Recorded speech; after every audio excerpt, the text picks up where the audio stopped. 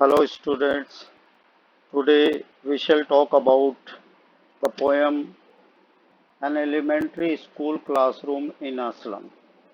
This poem is composed by Stephen Spender. बच्चे बताएंगे elementary किसको कहते हैं। एलिमेंट्री कहते हैं प्रारंभिक, जहाँ छोटे बच्चे शुरुआत में पढ़ना सीखते हैं उसको एलिमेंट्री कहते हैं। और ये एलिमेंट्री स्कूल के बारे में यहाँ पर डिपिक्ट किया गया है, डिपिक्शन है। और ये स्कूल कहाँ है? ये स्कूल स्लम के अंदर है, स्लम बस्ती में ये स्कूल है।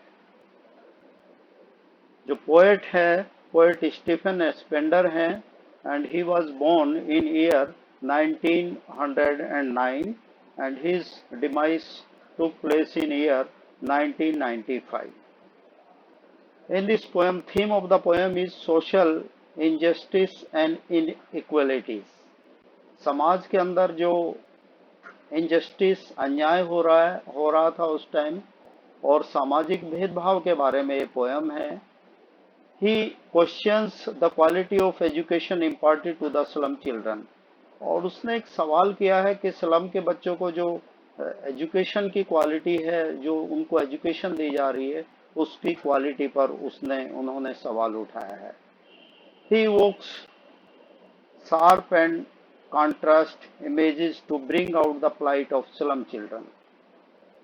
अपील, और इस पोएम में वो ये भी अपील करते हैं अथॉरिटीज से, गवर्नमेंट से, टू मेक एजुकेशन मीनिंगफुल, ताकि इन बच्चों के लिए एजुकेशन मीनिंगफुल हो जाए और उनके लिए, स्लम चिल्ड्रन के लिए ये फायदा कर सके। ऐसी एजुकेशन की मांग की है उन्होंने। मैं पोएम को पढ़ना स्टार्ट करता हूँ। Far far from the gusty waves. Far far कहते हैं दूर, बहुत दूर। गस्टी कहते हैं वोलेंट, वेव्स से। दी चिल्ड्रन फेसेस, इन बच्चों के जो चेहरे हैं, लाइक रूटलेस वीड्स, कैसे दिख रहे हैं। अब यहाँ पर एक चीज है कि गस्टी वेव्स, ये gusty waves, this is quite contrary to the children. Gusty कहते हैं वोलेंट, एनर्जेटिक, लेकिन ये बच्चे उसके बिल्कुल अपोजिट हैं। इनके जो चेहरे हैं, ये बच्चे एनर्जेटिक नहीं हैं। और ये किस तरह से दिखते हैं? Like rootless weeds. वीड्स कहते हैं अनवांटेड प्लांट्स, जो फसल के साथ में उगाते हैं, उनको हम वीड्स कहते हैं। और रूटलेस, रूट का काम क्या होता है? रूट का काम होता है नरिश करना, प्लांट को नरिश करने का काम रूट। और रूट अगर नहीं होंगे, रूट्स नहीं होंगे, तो उनको नरिशमेंट नहीं मिलेगा, प्लांट्स को नरिशमेंट नहीं मिलेगा। तो इनका कंपैरिजन किया गया है रूटलेस वीड्स से। The hair torn round their pallor. Hair, बाल उनके, टॉर्न बिखरे हुए हैं, राउंड चारों तरफ, their pallor, pallor means pale face, क्योंकि बच्चे ये मेल न्यूट्रिश्ड बच्चे हैं, उनको प्रॉपर न्यूट्रिशन नहीं मिलता, तो उनके चेहरे कैसे हैं? पीले हैं। और बाल उनके बिखरे हुए हैं। The tall girl with her weed down head. यहाँ पर एक लड़की का जिक्र है जो कि लंबी है और उस सर झुका के वो नीचे बैठी हुई है। वीड डाउन, यहाँ पर वीड डाउन का मतलब ये है कि she is dejected, she is depressed, she is not happy, she is unhappy. नीचे सर झुका के क्लास में बैठी हुई है। और एक दूसरे लड़के का भी यहाँ पर जिक्र है, द पेपर सीमिंग बॉय। लड़के को पेपर सीमिंग, यहाँ पर बच्चे, अगर पोएटिक डिवाइस आपने पढ़ी है तो बच्चे, जो लड़का है, जो बच्चा है, जो उसका कंपैरिजन किससे किया है? पेपर से किया है। यानी कि बच्चा इतना लीन एंड थिन है कि उसका कंपैरिजन कागज के साथ में किया। With rat's eye. Rat's eye का मतलब यहाँ पर यह है कि उसकी आंखों में किसकी है? चमक है, भूख की चमक है। रेड्स आई, जैसे चूहा देखता रहता है ना, अपने चारों तरफ देखता रहता है, कुछ खाने का मिल जाए, तो एक क्यूरियोसिटी इस बच्चे के अंदर है खाने के प्रति। Means hunger gleams in his eyes.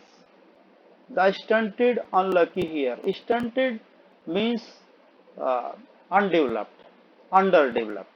ये जो लड़का है, इसकी प्रॉपर ग्रोथ नहीं है, ये अंडर डेवलप्ड है। और इसको क्या कहा गया? अनलकी कहा गया है। अनलकी अभागा, हियर कहते हैं उत्तराधिकारी, सक्सेसर ऑफ ट्विस्टेड बोन्स, और इसकी जो हड्डियां हैं वो मुड़ी हुई है, इसको प्रॉपर नरिशमेंट नहीं है। रिसाइटिंग अ फादर्स gnarled डिजीज, रिसाइटिंग क्या बता रहा है, फादर्स gnarled डिजीज, जो फादर हैं, जो एक बीमारी होती है ये gnarled, नोटी डिजीज भी कहते हैं, जिसमें शरीर पर गांठें हो जाती हैं, और ये उसको इनहेरिटेंस में मिली हुई है, यानी कि अपने फादर से इस बच्चे में वो बीमारी आ गई है, उस वो बीमारी उसमें दिखती है। अपना लेसन रिसाइट कर रहा है फ्रॉम हिज डेस्क, अपनी डेस्क के, at the back of the dim class, और क्लासरूम कैसा है, डिम है, नॉट वेल लिट है, और means there is no proper arrangement of light. One unnoted, unnoted unnoticed, एक लड़का और है, ये कैसा है, he is unnoticed by others, लड़का कैसा है, स्वीट एंड यंग, प्यारा है, जवान है लड़का, his eyes live in dream, उसकी आंखों में सपना है, ऑफ स्क्वेरल्स गेम, जैसे स्क्वेरल गेम का सपना है, जैसे स्क्वेरल का गेम है, इन ट्री रूम, जो कि कहाँ है, ट्री रूम के अंदर है, ट्री के अंदर जो जगह है उसमें वो स्क्वेरल खेल रही है, इस तरह का सपना है। एंड अदर देन दिस, और वो और भी चीजें एक्सप्लोर करना चाहता है, और भी जो इंटरेस्टिंग चीजें हैं दुनिया में उनको वो उस तरह की चीजें जानना चाहता है, खेलना चाहता है, बच्चा क्यूरियस है इन चीजों के बारे में। अब यहाँ पर एक बार देख लें बच्चे मीनिंग, गस्टी वेव्स, जैसे कि as I told you earlier, gusty waves energetic and exuberant, energetic, और मैंने बताया था ये जो बच्चे हैं ये गस्टी वेव्स उसके बिल्कुल अपोजिट है, यानी कि ये बच्चों, इन बच्चों के अंदर एनर्जी नहीं है, एनर्जी नहीं है, और इनको एक तरह से कंट्रेरी है यहाँ पर गस्टी वेव्स। पालर, जैसे कि मैंने अभी बताया, pale dull face, we down head means the girl which he is talking about is exhausted physically, malnutrition, and emotionally, means she is poor and burden of her misfortune. Paper seeming boy, very lean and thin, as I told you earlier. Rat size searching for food, मैंने अभी बताया था कि rat size का जैसे चूहा अपने खाने के लिए सर्च करता है, चारों तरफ देखता है, तो इस बच्चे का भी वही हाल है, ये भी इसकी आंखों में भूख है, means hunger can be seen in his eyes. Stunted, not fully grown due to malnutrition, underdeveloped or undeveloped, and gnarled disease, twisted knotty bones, and here is successor means उत्तराधिकारी। ये यहाँ पर बच्चे पिक्चर देखें, ये ट्री रूम्स में है, tree rooms में स्क्वायरल है, और ये जो बच्चा है ये उसको देख रहा है, यानी कि इसकी आंखों में सपने हैं, खेल के प्रति सपने हैं, ये और चीजें जो अच्छी चीजें हैं, जो खेल की जो चीजें हैं, जो इसके और ड्रीम्स हैं, उनको ये आगे ले जाना चाहता है। Second stanza, I am reading it out, on सोर क्रीम वॉल्स। अब बच्चे एक चीज बताइए मुझे, सोर क्रीम वॉल्स, सोर कहते हैं खट्टा, क्रीम वॉल्स, क्रीम वॉल्स जो दीवार है उस कमरे की, उसका कंपैरिजन किससे किया है, उसको क्या बताया गया है, सोर क्रीम वॉल्स। यहाँ भी बच्चे अगर पोएटिक डिवाइस आपने पढ़ी है तो ये मेटाफर है। कंपैरिजन रूम्स की जो दीवारें हैं उसका किससे किया है, सोर, जैसे क्रीम से कमरे को अगर उसको पुताई कर दें और उसके अंदर जो स्मेल आएगी वो कैसी होगी, अनप्लीजेंट स्मेल होगी, means atmosphere of the class is not good, unpleasant. Donations Shakespeare's head, और यहाँ पर एक पिक्चर भी टंगी हुई है, शेक्सपियर की पिक्चर यहाँ पर टंगी हुई है, क्लाउडलेस एट डाउन, और आसमान साफ है। डाउन कहते हैं अर्ली इन द मॉर्निंग, जब सन सूरज निकलता ही है उस टाइम का जो समय होता है उसको हम डाउन कहते हैं। सिविलाइज्ड डोम राइडिंग ऑल सिटीज, अब यहाँ पर सिविलाइज्ड डोम का क्या मतलब है, सिविलाइज्ड डोम का मतलब है एजुकेशनल इंस्टीट्यूट्स, और ये एजुकेशनल इंस्टीट्यूट्स कहता है riding all cities, all the all such educational institutes is prevailing all over the city. पूरे शहरों में बिखरे पड़े हैं, हर जगह हैं ये। लेकिन साथ ही इस चीज का जिक्र किया है इसने, इसमें बेल्ड फ्लोरी टायरोलीज वैली। अब ये टायरोलीज वैली क्या है? ये ऑस्ट्रिया में है और ये फूलों की घाटी है, फूलों के लिए फेमस है Tyrolese valley. Open handed map, open handed, और ये रिच और पावरफुल लोगों के लिए यूज किया गया है कि उन्होंने जो वर्ल्ड का मैप बनाया है, they make they made the map of the world according to their will and win. अपने इच्छा से, अपने हिसाब से दुनिया का उन्होंने नक्शा बनाया है। And these slum children are totally ignored in the map of the world. दुनिया के नक्शे में इन बच्चों के लिए कोई जगह नहीं है, इनको पूरी तरह से इग्नोर किया गया है। And yet for these children these Windows note this map there world.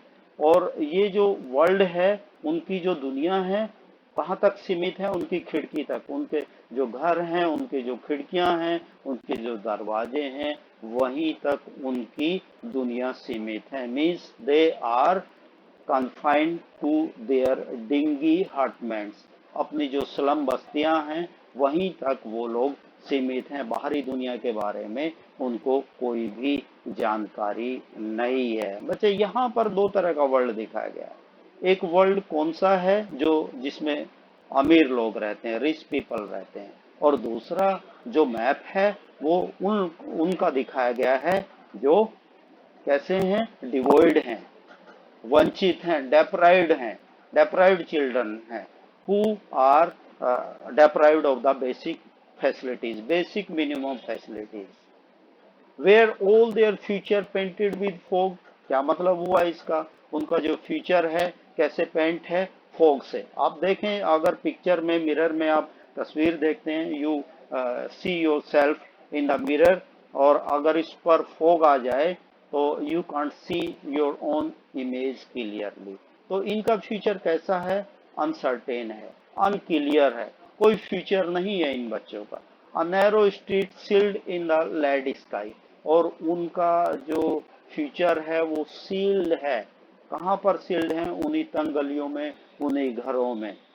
Far far far from reverse, नदियों से दूर। केव्स, केव्स किसको कहते हैं बच्चे? केव्स समुद्र के अंदर या पानी के अंदर जो जगह निकल जाती है, उसको केव्स कहते हैं। And stars of the world. अब ये स्टार्स ऑफ द वर्ल्ड का मतलब क्या है? स्टार्स ऑफ द वर्ल्ड का मतलब, स्टार्स ऑफ द वर्ल्ड का मतलब है ये जो दुनिया है। यहाँ पर शेक्सपियर के बारे में है या राइटर्स के बारे में है, जिन्होंने जो रिच पीपल हैं, जो लोग पावर में हैं, उनके बारे में बताया गया है।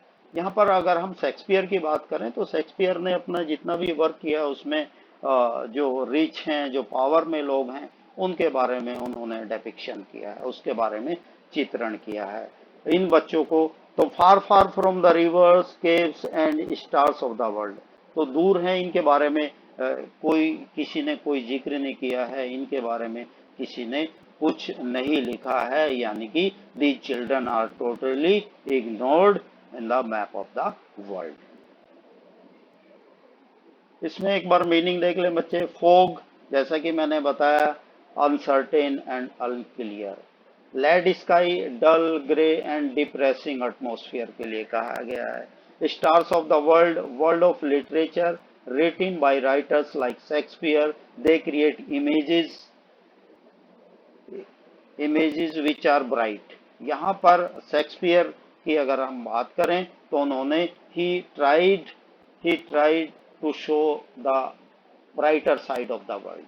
इन बच्चों के बारे में कहीं नहीं लिखा है शेक्सपियर ने। तो शेक्सपियर का यहाँ पर एक तरह से क्रिटिसाइज किया गया है, ब्राइट साइड को दिखाया गया है दुनिया की, और इन बच्चों को जो कि डाउन ट्रोडन है, डेप्राइव्ड है, डिजेक्टेड है, इन बच्चों का कहीं भी कोई जिक्र नहीं किया है अपने लिटरेरी वर्क में। अब यहाँ पर पिक्चर देखें, शोर क्रीम वॉल्स डोनेशन, यहाँ पर शेक्सपियर का पिक्चर भी है। शेक्सपियर की पिक्चर देखिए आप। शेक्सपियर का जो पोर्ट्रेट है, पिक्चर है, वो कमरे में लगा हुआ है, जहाँ पर स्लम चिल्ड्रन, जो स्लम बच्चे हैं, स्लम बस्ती में रहने वाले जो बच्चे हैं, उनको पढ़ाया जाता है। और ये शेक्सपियर का पिक्चर के अलावा यहाँ पर एक सिविलाइज्ड डोम किसके लिए कहा गया, अभी मैंने बताया था, एजुकेशनल इंस्टीट्यूट्स के लिए। ये पावर सेंटर्स थे, अभी भी पावर सेंटर्स हैं। और पावर सेंटर्स क्यों हैं ये? क्योंकि बच्चे यहीं से पढ़ते हैं, लोग पढ़कर बड़े बनते हैं, वही बाद में पॉलिसी मेकर बनते हैं, तो इसलिए इनको सिविलाइज्ड डोम कहा गया है। और ये कहा गया है कि ये इस तरह के जो सिविलाइज्ड डोम हैं, यानी कि एजुकेशनल इंस्टीट्यूट्स हैं, they are scattered all over the world, पूरे दुनिया में फैले हुए हैं इस तरह के। और क्लाउडलेस एट डाउन, अभी मैंने बताया था, क्लाउडलेस कहते हैं क्लियर स्काई, आसमान साफ, और down early in the morning when sunrise, जब सूरज निकलता है उस टाइम के समय को हम डाउन कहते हैं, DAWN। यहाँ पर एक पिक्चर उसका टायरोलीज वैली का भी है, जिसको फूलों की घाटी कहते हैं। और ये कहाँ है? ऑस्ट्रिया में है, जहाँ का जो फ्रेग्रेंस है वो पूरी बिखरी हुई है इस घाटी में। और बिल्कुल एक तरह से वहाँ पर बड़ी शांति है। और ये बेल्ट, जो वहाँ पर जो घंटियाँ हैं, यहाँ पर एक शीप को दिखाया गया है, इसके गले में घंटी बांधी हुई है। नैरो स्ट्रीट का भी पिक्चर है। Narrow street sealed in with a lead sky, यानी कि ऊपर कैसा है उनका जो दुनिया है वो एक तरह से बंद है। उन्हीं उन्हीं तंगलियों में, उन्हीं घरों में, जिनको डिग्गी हटमेंट्स कहते हैं, means their lives are confined to their dingy hutments. बंद है उनका, उनके लिए दुनिया के दरवाजे, आउटसाइड वर्ल्ड के बारे में अनअवेयर है। The children are totally unaware about the outside world. And Cape, appointed piece of land that sticks out into sea, अभी मैंने बताया था, समुद्र के अंदर जो जगह निकल जाती है, जो लैंड का पीस निकलता है, उसको केप कहते हैं। उसके बाद में बात करते हैं हम स्टेंजा थर्ड की। स्टेंजा थर्ड की, surely Shakespeare is विक्ट and map is bad example. वो कहता है शेक्सपियर का क्या मतलब है, शेक्सपियर उनके लिए यूजलेस है। Picture of Shakespeare that is hung in the room is useless for these slum children, and it is a bad example for these slum children. With ships and sun and allow tempting them to steal, और जो ships हैं, सुंदर चीजें हैं, materialistic world को दिखाया गया है, सन है, ये चीजें उनको ललचाते हैं, इन स्लम बच्चों को ललचाते हैं, टेम्प्ट करते हैं, अल्यूर करते हैं, ताकि वो चीजों को चुरा सके। Because the children are deprived of और divide of all such lovely things. Nature के पास नहीं है, नेचर से दूर है। Life that slyly turn into their cramped hole, और उनकी जो लाइफ है वो कैसी है, जैसे क्रैम्प्ड होल, क्रैम्प्ड होल कहते हैं तंग गली, बिल्कुल मकान उनके बहुत छोटे मकान हैं, गलियां उनकी तंग हैं, और वहीं तक वो बच्चे जो हैं सीमित हैं उन्हीं घरों तक। और वहां पर there is no proper arrangement of light, no electricity, no proper drainage, वहां पर ये चीजें हैं उनके साथ में। और उनका जो लाइफ है वो बिल्कुल कैसी है, from fog to endless night. ये इसका मतलब क्या हुआ, from fog to endless night, यानी कि जब से वो पैदा होते हैं और जब तक वो मरते हैं उनकी लाइफ बिल्कुल इसी तरह से। स्लैग हीप दी चिल्ड्रन, और स्लैग हीप कहते हैं रबिश, कूड़ा करकट, उसके कूड़े के ढेर के समान है। उन कूड़े के ढेर पर ही उनकी जो जीवन है वो खत्म हो जाता है। Wear skins peeped through by bones, यहाँ पर बच्चे बहुत ज्यादा कमजोर हैं। ये जो बच्चे हैं ये बहुत ज्यादा कमजोर हैं, क्योंकि they lack proper nutrition in their diet, उनके डाइट में प्रॉपर न्यूट्रिशन नहीं है, न्यूट्रिशियस फूड उनको नहीं मिलता। और वो उनकी स्किन कैसी है, bones can be seen through their skin, skin के अंदर से उसकी जो बोन्स हैं उनको उनको देखा जा सकता है, बिल्कुल कंकाल की तरह से। And spectacles of steel with mended glass like of bottles beat on stones। क्या मतलब इस चीज का?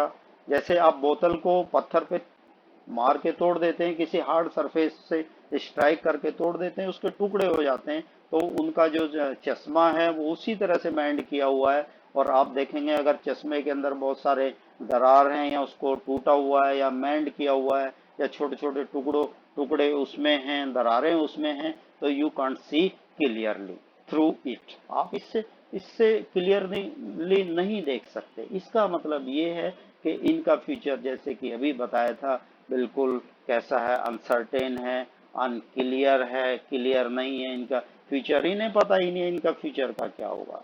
All their time and space in fog slum, सारा टाइम सारा जीवन इन्हीं फोग इस्लम्स में, ये इनका जो टाइम है, इनका जो जीवन है वो बीत जाता है। So blot their maps with slum as big doom. और ये जो ब्लॉट कहते हैं धब्बा, स्टेन, दुनिया के नक्शे पर ये जो बच्चे हैं, ये जो स्लम्स हैं दुनिया में, ये एक बड़ा सा धब्बा है। इन पर ये जो डोम्स हैं, ये सिविलाइज डोम हैं, जो एजुकेशनल इंस्टीट्यूट्स हैं या वर्ल्ड हैं, उनके ऊपर एक बड़ा सा धब्बा है। Fog to endless night, अभी मैं ये future of the slum children without any ray of hope, means there is no hope for the children in the world, only go bad to worse। और उनका जो जीवन है बद से बदतर हो रहा है। Where skin peeped through by bones, malnourished bodies of these slum children, which has been reduced to mere skin and bone। अभी बताया था कि बिल्कुल ढांचा बन गया उनका शरीर। स्लैग हीप्स, इंडस्ट्रियल वेस्ट्स को कहते हैं, कूड़े का ढेर, जहां पर टॉक्सिक है, टॉक्सिक फिल्थ है, गंदगी है, उन्हीं के ऊपर उनका सारा जीवन बीत जाता है इनका। अब आते हैं लास्ट स्टेंजा, अनलेस। अब यहाँ पर एक अर्ज किया गया है, अनलेस गवर्नर इंस्पेक्टर विजिटर। अब यहाँ पर जो पोएट है वो एक रिक्वेस्ट कर रहा है, अर्ज कर रहा है, किससे? अथॉरिटीज से, क्योंकि ये governor inspector these are the part of the government और अथॉरिटी, इनसे अर्ज करता है।